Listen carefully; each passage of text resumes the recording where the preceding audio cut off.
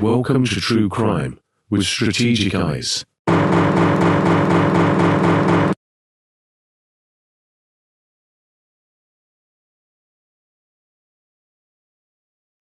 Remember when Oppenheimer said, "Now I am become death, the destroyer of worlds"? You know, he said that because he helped make the nuclear bomb, and he understood the gravity of what that meant, that he would be sending the human race into a total different trajectory, a trajectory of possible mutual annihilation, right? Because no weapon would stay with one country. Once you open up Pandora's box, everybody has access to the mayhem. Well, there are people out there, in my opinion, from my experience, from my belief, that are literal destroyers of worlds. They destroy the worlds of the people around them. They may not be able to destroy the world or countries or even by and large communities, but they destroy the people around them. They're almost like cannibals. They're like people eaters. Well, the guy we're going to talk about today, he's one of those folks who are people eaters. And we're going to watch an interview that was done after the news fills you in on what's going on. And I'm going to disagree with one of the witnesses, and I'm going to tell you why I disagree. But to all those who want to know what's going on, so let's get into it right now. 11 felonies. The man accused, that's what he was charged with, including murder. If convicted, he's looking at life behind bars. This is Timothy Legard, a 50-year-old resident of Pontiac, according to the Oakland County Prosecutor's Office. This is a destroyer of worlds right here, guys. This guy right here with that smug face, blankly staring into the camera, is a person that destroyed the world of a family and by extension, a community. And we're going to find out why. And Sheriff's Office on Wednesday morning, September 18th, Legard allegedly stabbed his 41-year-old neighbor, identified by others in the area as William John Allison. A short time later, they say Legard entered the home and allegedly sexually assaulted Allison's wife and daughter. The two escaped and called 911 from another neighbor's home. When deputies arrived, they found the father dead in the driveway, stab wounds to his chest. Now, some people are going to say that this is mental illness or it has to be mental illness. At least one of the witnesses is going to say that. This is not mental illness. This guy has been coveting thy neighbor for a very long time. In my opinion, without even looking at the case file, I can tell you this was premeditated. He wanted to abuse that woman and her child for a very long time. Killing the husband was a means by which he can get his prey. Let's keep watching. Deputies then found Legard walking a few blocks away. They took him into custody. Friday, he was charged with 11 felonies, including first-degree murder, kidnapping, and criminal sexual conduct. A neighbor tells Fox 2 she's shocked. Now, it's disturbing. It's disturbing. Criminal sexual conduct in this state, I think this is Michigan, is equivalent to grape. And he's charged in the first and the second degree. So he completed the action. Don't get it twisted. You know, these different states have different names for the same crimes. I just want to make you understand that this guy is a destroyer of worlds. And I want you to understand how he destroyed the world of this family and by extension, the community. That's why we need a death penalty, guys, but let's keep going. It's, you know, you never know what's going on with somebody. The individual has to be very mentally touched to do something like that And that's when you're wrong. An individual does not have to be, in her words, mentally touched to do something like this. You just have to be something that's very common amongst human beings. Something that is a very common trait amongst human beings. We see it happen all over the world. People exhibiting this trait. And the trait is being evil. There are just evil people in the world. If there was no evil people, then there'd be no good people. There'd be no such thing as good. Evil has to exist in the world. Good has to exist in the world. Bad has to exist in the world. If there was none of these, then what would be the point of life? How would you know to enjoy your accomplishments if you've never felt failure? There are evil people in this world, and he is one of them. He is a person that has no regard for others, for their integrity, for their body, for their space, for their happiness, for their joy, for their pursuit of happiness, which should be an inalienable right for all people, right? The pursuit of happiness. He doesn't care. He doesn't care about our rules. That's why I used to be against the death penalty. Why? Only because there were documented instances when innocent people would be put to death. And if you have a system where an innocent person could be put to death, then it's a flawed system. But I think we need one. And maybe the bar needs to be so much higher than beyond a reasonable doubt.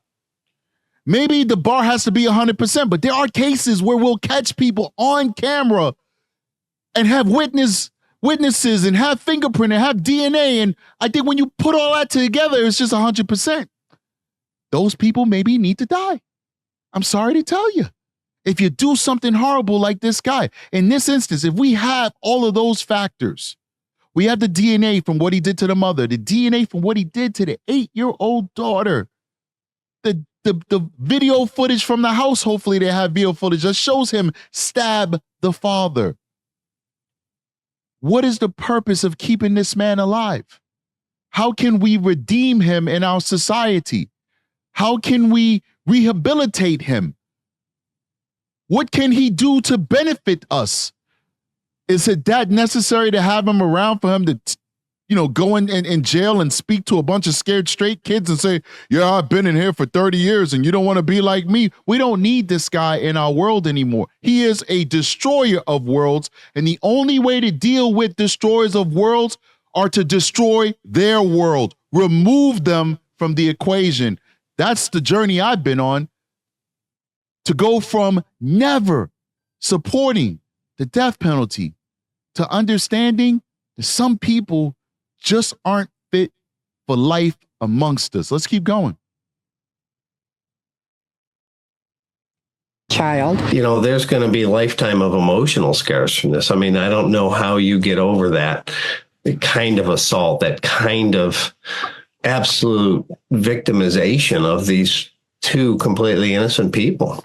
Now he's currently lodged at Oakland County Jail. And stick with Fox 2 as we give you updates as we get them. Reporting here in Oakland. All right, so now we're going to go over to the article. Article gives us a little bit more information. This family needs our support, ladies and gentlemen. This family absolutely needs our support. This man who passed away, who was killed, was the sole breadwinner of that house. That was a typical American family where, or rather what American families used to look like before we got to the point where one salary can't take care of a household. But in some parts of the country, it's possible.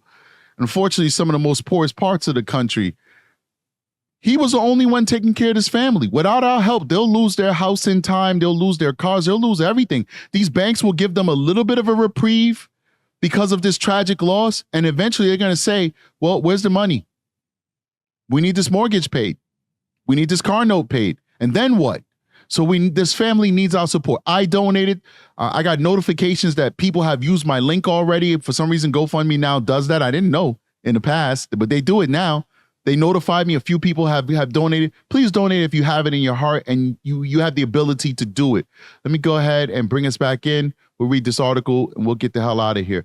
50-year-old Pontiac man was charged with killing his neighbor and raping the victim's wife and daughter. Man, wow.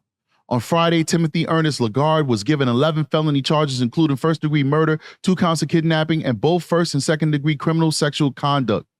Investigators said Legard and the victims were neighbors in, Ypsilanti Avenue in Pontiac. On Wednesday, he allegedly went to the victim's home at 6 a.m., met the male victim outside while his wife was helping their daughter get ready for school. Police say Legard stabbed the man fatally, then entered the home and assaulted the man's wife and daughter sexually. The two were able to escape to another neighbor's home and call 911. Responding officers arrived and found the husband and father dead in the driveway with a stab wound to his chest. Deputies located the defendant walking nearby, and he was taken into custody and is being held at the Oakland County Jail. There's going to be a lifetime of emotional scars for this, says the sheriff. I don't know how you get over this kind of assault, the kind of absolute victimization of these two completely innocent people. So not only do they have to deal with the loss of the husband, which is tragic in its own self, they also have to somehow find a way to cope, heal, and move past or learn to live with the trauma that was inflicted against their bodies. Unbelievable, unbelievable, ladies and gentlemen. It's disturbing. You never know what's going on in somebody's head. The resident said the individual has to be mentally touched. So this is a direct quote from the news. I disagree with that. I want to go ahead. This is this destroyer of worlds here. This is him, Timothy Ernest Legard. All right. I'm going to go over to another article. Next court date set for accused murderer / rapist, GoFundMe collecting donations for surviving victims. The next court date is scheduled for Pontiac man accused of murdering his neighbor and sexually assaulting the neighbor's wife and young daughter. Timothy Legard, 50, was arraigned Saturday on 11 felony charges, including first-degree murder, multiple sex crimes, kidnapping, and more. His next court date appearance is for probable cause conference on October 3rd before 50th District Judge Jeremy Bowie. Officials assert Legard fatally stabbed William Bill Allison with a kitchen knife outside of his home at East Ypsilanti Avenue in Pontiac, September 18th, and then entered the home and attacked Allison's wife and 8-year-old daughter. This is the father. This is the father right here. Look like a normal dude, man. Normal dude. Oakland County Prosecutor Karen McDonald said it was a brutal and horrific attack. The sheriff also said it's disgusting on so many levels. Legard is held in Oakland County Jail, denied bond. This is the demon here, destroyer of worlds. To help the surviving victims, a GoFundMe account is collecting donations. Close to friend of the family, Rebecca Pearl, who's organizing fundraiser, states that Allison was a sole provider for his wife and daughter, and he devoted his life to them. Allison, she stated, was not only my husband's best friend, but also an uncle to our children. As of Tuesday morning, approximately $9,100 had been pledged toward a $30,000 goal. I hope we really surpass that goal. It would be great for the family. And that's all we have on that. Ladies and gentlemen, we do have evil people amongst us. They're not puppies. You can't train them. You can't heal them. They will eventually act on their nature. I think with almost 10 billion people on the planet, we've got actually some pretty good statistics and odds that most people are good. Most people on Earth are good. Unfortunately, some people grow up to become monsters. Most of them are made that way. Very few of them are born that way.